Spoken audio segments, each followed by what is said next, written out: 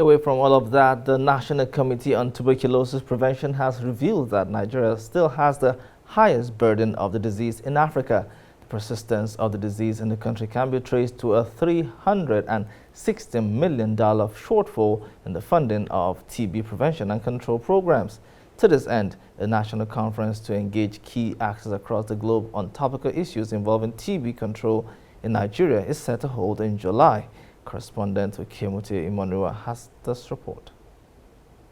In spite of efforts to combat tuberculosis in Nigeria, the country still has the highest burden of the disease in Africa and 6th globally.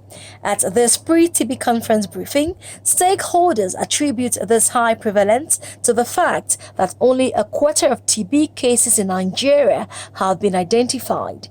A large percentage of this number are children between the ages of 0 to 14 years. We have some risk factors that make TB to be acquired and progress rapidly in children in Nigeria, and that is particularly malnutrition. As with most issues in Nigeria, financing is a major challenge, as only 7% of the funds needed is provided by the federal government. In 2018, according to the WHO estimates, the funding gap for the whole of Africa was $600 million. And out of that, 312 million, which is more than half, is in Nigeria here. The fight against TB is also being affected by the yet-to-be-completed National TB Center. The center was gutted by fire over a year ago.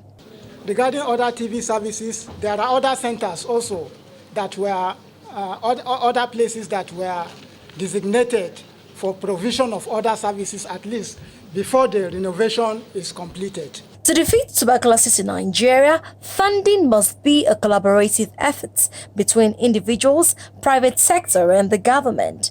It is hoped that willing donors will emerge at the national conference. From Abuja, Kemote Imonua, STV News. You are